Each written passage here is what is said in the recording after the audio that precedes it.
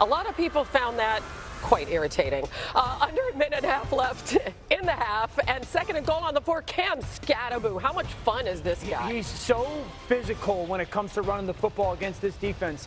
Now, one of the plays that stands out, it's third down. They kind of get a blown coverage from the Giants defensively.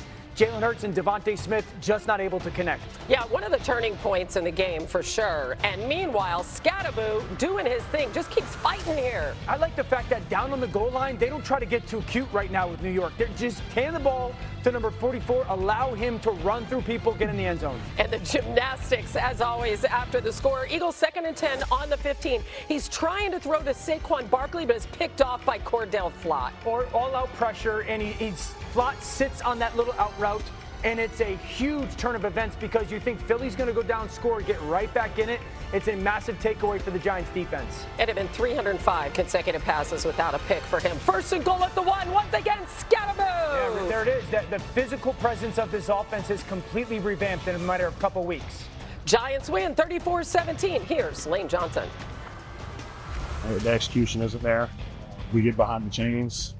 I get very predictable. At the end of the day, we got to be able to keep the defense guessing, not be predictable. I don't get into it's predictable or pointing fingers. Like, I'm not going to. I think KP's doing a hell of a job. But we all got to be better. And that's just the truth.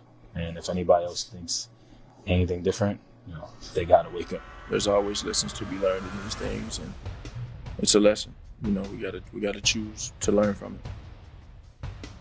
All right, you heard Dano. He's with us. Mina's with us. RC is somewhere making his way after first take from New York to Bristol. Parkway. We're not sure exactly where he is, but he'll be here soon. Dano, maybe the Eagles aren't sure exactly where they is. Where are they? What concerns you the most? I mean, there's a lot, but right now that's just too predictable. And when you are a gun-centric football team, 99% of the time, last night there was only really one snap underneath the center, there's tells that you're giving the defense of what more than likely is happening. I've talked about this, just the predictability of where Saquon is in alignment to Jalen Hurts. If he's a little bit behind, teams defensively are like, we're thinking run. Another opportunity, Saquon, he's behind Jalen Hurts. Those defensive players are teeing off on the run. And then when you go into the pass, because if Jalen and Saquon are hip to hip, you're thinking pass.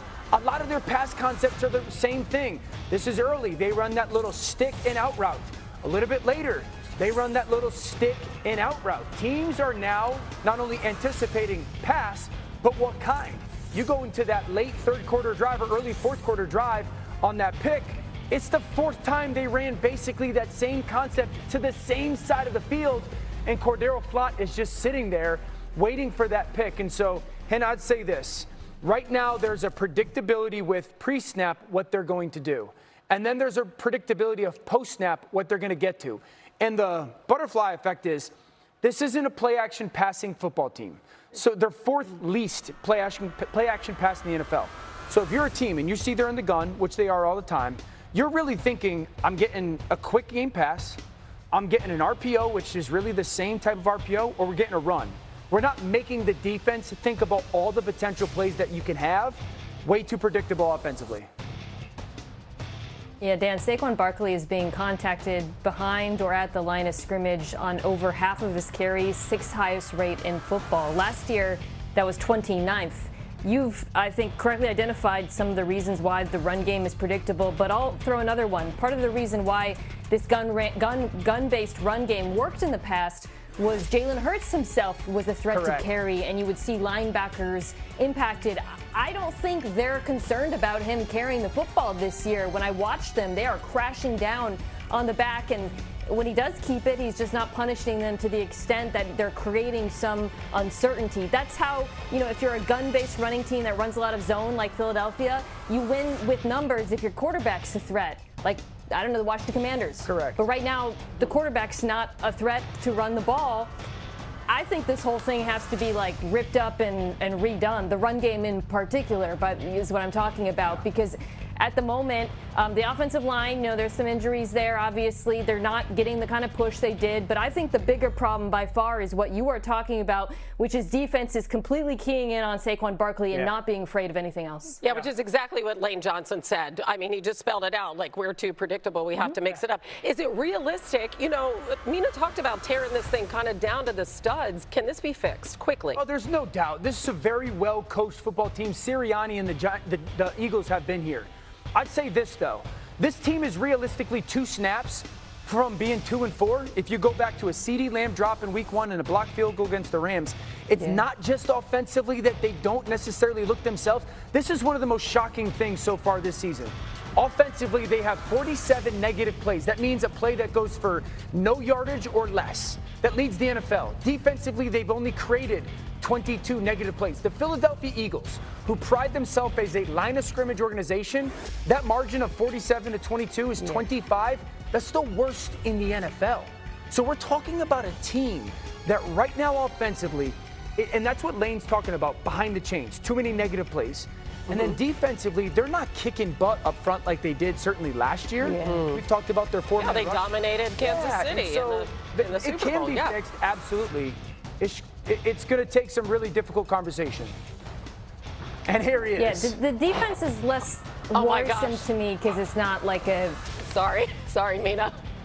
He made it. You made it. Oh, yeah. Hey. Are you, Brian? Are you even? I think my thing came off. Do you even have your audio equipment on? How long was the drive? 4 hours. 4 hours from the city. All right, can Mina bring us in? Mina, while he's getting mic'd up with an assist from his dear friend here, turning it around in Philly, how quickly can it happen? I think so. Are you good? Yeah. You need a chair. Brian, I was about to talk about the defense. The defense isn't as worrisome to me as the offense, but I think they do have their own problem, which is they're just very top-heavy. Last night, they lost the 2 most important players on the defense, Jalen Carter. I guess Zach Bond, I would put in that group too, but Jalen Carter, Quinion Mitchell. And you saw that there's kind of a lack of depth behind them. So, I think they'll be fine when those players get back, and then Nolan Smith at some point should help that 4-man rush. But this is not a particularly deep unit. They have some stars that they desperately need to be on the field. All right, have you caught your breath? Yeah, I'm good to go. Weigh in? I've been a little dramatic. I actually walked just from over there.